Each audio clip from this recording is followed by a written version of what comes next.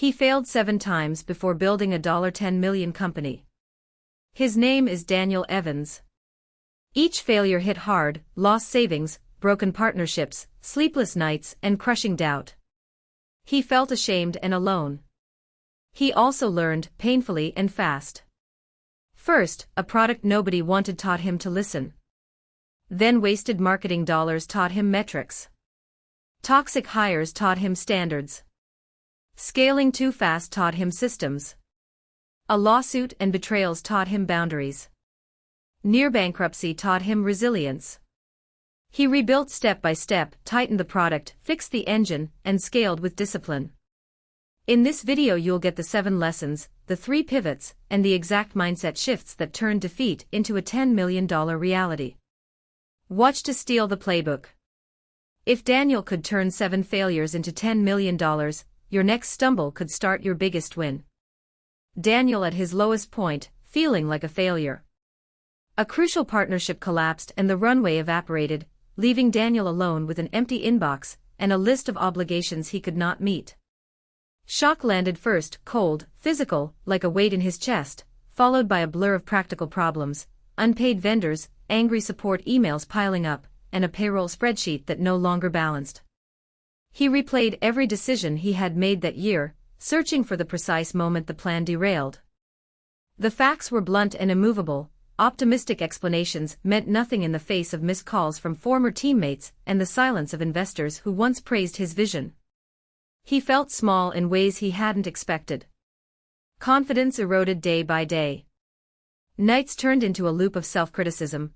What did first miss? Why didn't first see this coming? Is this all first was ever capable of? Physical symptoms followed: loss of appetite, headaches, the kind of fatigue that only comes from worry that never lets you sleep. Social withdrawal crept in, meetings were skipped, friends weren't returned, and the facade of competence he'd carefully maintained cracked in private. When a long-term client pointed out fundamental flaws in the product during a heated call, it hit him harder than the financial loss. Failure no longer felt like a label, it became an identity he could not shake. Turning point came slowly and painfully. He stopped pretending he had all the answers and began to inventory what was left: a core team, who still believed in the mission, usable elements of the product, and a small but vocal group of customers who offered honest feedback. Daniel started journaling his failures, not to punish himself but to map them. He scheduled hard conversations with former partners and asked blunt questions. He ran quick experiments based on customer feedback and celebrated micro-wins: 1 resolved complaint, 1 feature that reduced churn, 1 retained client. Each small result chipped away at the paralysis. He rebuilt routines: morning reviews of cash flow, evening reviews of user metrics, weekly accountability calls with 1 trusted advisor. Structure replaced the chaos and slowly restored agency. The change was incremental and marked by contrast. The panic that had once dictated every decision gave way to deliberate, sometimes uncomfortable choices. He learned to say no to flashy opportunities that did not solve immediate problems, and to prioritize clarity over hope. Failure stopped being a verdict and became data, useful, sometimes painful, always instructive. By owning the low point fully, Daniel reclaimed his narrative. Out of desperation he discovered discipline, out of shame he found humility. The lowest night became the lens through which every subsequent decision was measured. Takeaway: the deepest failure is not the end but the start of clearer strategy and steadier courage. Series of mistakes and failures that almost made him quit. His initial product launch failed to gain traction, leaving unsold stock and a severely strained budget. He watched weeks of work evaporate with every returned unit and every rejected pitch. Pride turned into panic. Sleep disappeared. He built features nobody asked for because he trusted his instincts more than customer feedback. A key hire arrived with a sparkling resume, but soon revealed a different work ethic and mismatched priorities, which fractured the small team. He put too much revenue hope on a single big client who later pulled out, and that one loss cascaded into missed payroll and frantic calls to suppliers. He doubled down on a pivot that alienated his earliest supporters. Each decision felt logical in isolation, but together they formed a chain of compounding mistakes. Shame grew alongside a sense of personal failure. Investor meetings became auditions he couldn't pass. Rejections piled up and every no hardened his doubts. He faced a public product complaint that spiraled into a reputational headache, and a lawyer's letter that drained both time and morale. The struggle seeped into his personal life, friends noticed his silence, and his partner bore the brunt of nights spent staring at spreadsheets. He considered closing the doors more than once. It was lonely, ugly, and relentless. Slow change began when he stopped defending every choice and started interrogating them. He listened instead of explaining, and he rebuilt the product around a few real customer problems. He admitted the hiring mistake, redefined roles, and learned to hire for values rather than just credentials. Cash flow was stabilized by trimming low-return expenses and renegotiating terms with vendors. Small experiments replaced grand hypotheses. Rapid customer tests revealed which features mattered. Each small win repaired confidence. Where there had been panic, careful processes took root. Where there had been excuses, he created metrics and accountability. The transformation was not sudden. It came in deliberate steps: accept failure, extract the lesson, execute a tight experiment, and iterate. From missed launches and broken hires to a resilient, focused company, the arc was carved by tough choices and stubborn learning. His near-quit moments became the crucible for clarity. Failure taught him how to fail forward. Keep going. Realization and mindset shift.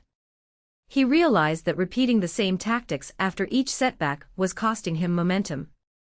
The admission landed like a punch. Frustration and a tight, sinking feeling followed. He had been measuring success with outputs, not learning. That simple fact changed everything. Rather than hide mistakes, he began cataloging them. He wrote short notes after every failed pitch and every product that underperformed. Curiosity replaced blame. He asked specific questions: what assumption failed? Whose problem did we misunderstand? Those questions shifted his inner tone from defensive to investigative. Anxiety still flared, but it became a signal to probe instead of a cue to quit. Habits changed next. He stopped waiting for big fixes and started running small tests. Quick conversations with potential users replaced long internal debates. He set tiny, observable goals: validate one assumption, get one piece of honest feedback, iterate. The change was practical. It was measurable. Confidence grew not from certainty but from accumulating small wins and lessons. Mindset moved from proving to learning. Ego took a back seat. Accountability moved to the foreground. He invited critique and created simple feedback loops inside the team. Failures became inputs, data points to refine hypotheses. Emotional volatility softened as each setback translated into an action item rather than a character judgment. That steadiness allowed creativity to return. Step by step, behavior followed belief. He traded perfection for momentum. He learned to ship with intent, not apology. Patterns emerged, the same blind spots surfaced until he confronted them with experiments. Each corrected pattern felt like a patch on a leaky boat. The patches worked. The company course corrected. This shift did not erase struggle. It remapped it. Pain became productive. Fear turned into a motivator to learn faster. The final fact was simple and clear: changing how you interpret failure changes everything you can do about it. Embrace the lesson, not the loss. Consistent work, learning, and small wins. Daniel Evans built a company that reached $10 million, but that success was the result of relentless daily effort and dozens of tiny victories stacked over time. He faced 7 clear failures along the way: product flops, partnership breakdowns, a launch that cratered, a prototype that customers ignored. Each loss exposed a precise lesson. Each loss forced a change in how he worked, learned, and celebrated progress. At first he reacted with raw frustration. He reread voicemails from unhappy users until he could transcribe the patterns. He stopped treating feedback as noise and began treating it as a curriculum. Instead of making a grand rewrite after a failure, He mapped the smallest testable assumption and proved or disproved it in days. That shift turned massive, demoralizing projects into bite-sized experiments. One small win followed, a single feature tweak that stopped churn on a pilot group and produced the first genuine testimonial. The relief was immediate and energizing. Learning became systematic rather than sporadic. He logged every mistake in a shared document and reviewed it with his core team each week. They practiced postmortems without blame, extracting one actionable change from each failed sprint. He read market reports to know what customers already paid for, not what he wished they wanted. He also reached out, informally, to 3 different advisors and asked one blunt question: what am first assuming that first shouldn't? Those conversations changed hiring priorities and product focus. Small adjustments accumulated. The product stabilized. Trust returned. Consistency created momentum. Daily rituals replaced heroic spurts. Mornings were for customer outreach. Afternoons were for fixing the most painful bug. Evenings were for learning, podcasts, short courses, and long-form case studies that addressed his precise gaps. The pattern was simple: do the smallest hard thing every day, document the outcome, repeat. Gradually, numbers that once moved erratically began to trend in the right direction. A monthly retention percentage inched upward. Sales conversations became smoother. Investors stopped asking why and started asking how fast. Emotion shifted from panic to cautious optimism. Contrast makes the transformation vivid. Where earlier failures had felt like confirmation of personal inadequacy, they later read like a curriculum for improvement. What once triggered despair now triggered a checklist: identify assumption, design quick test, collect data, iterate. The team moved faster because they no longer feared being wrong, they expected to be wrong until proven right. That cultural change was as valuable as any technical fix. It turned setbacks into training sessions and small wins into confidence. In the end, the climb to $10 million was not a single breakthrough but a string of modest victories earned through steady work and thoughtful learning. The most powerful moment was not the valuation, but the quiet recognition on a late-night call when a junior team member said, "We don't panic when things fail anymore." Hold on to that feeling. Keep showing up. Small, consistent actions compound into outcomes that once seemed impossible. $10 million company and the lesson of persistence. Daniel Evans reached a clear milestone. His company crossed the $10 million mark after a string of 7 failed ventures. He did not arrive there by luck. Every failure taught a precise lesson that he carried into the next attempt. The first failures were blunt and painful. He lost money, trust, and nights of sleep. Early products flopped because they solved hypothetical problems, not real ones. Customers ignored marketing that felt canned and distant. He felt humiliated during meetings when potential partners asked for traction he didn't have. Those moments bred anger and shame, but also clarity: assumptions must meet reality. He started conducting raw, unfiltered customer interviews and changed product decisions based on what people actually said rather than what he hoped they wanted. Hiring mistakes cost more than payroll. Bringing on the wrong co-founder left team morale brittle. He learned to hire for grit and alignment over charisma. After a botched launch caused refund requests to surge, he stopped treating customer support as an afterthought. He turned support into a source of product insight and began tracking the exact friction points users mentioned most frequently. Small changes followed: clearer onboarding, simpler pricing, faster response times, and those small changes moved the needle. Cash flow problems nearly ended one venture. He learned to prioritize runway and to test channels before scaling them. Instead of doubling down on an expensive Anno Domini channel that underperformed, he experimented with partnerships and direct outreach that converted at a higher rate. Each pivot came with emotional cost: fear of looking indecisive, worry about investor reactions, exhaustion. But each pivot also delivered incremental learning that compounded. What looked like chaos became a disciplined iteration process. Persistence showed up not as blind stubbornness but as methodical resilience. He logged hypotheses, ran controlled experiments, and treated every failure as a data point. Growth followed when he combined tenacity with humility, admitting mistakes quickly, adjusting, and moving on.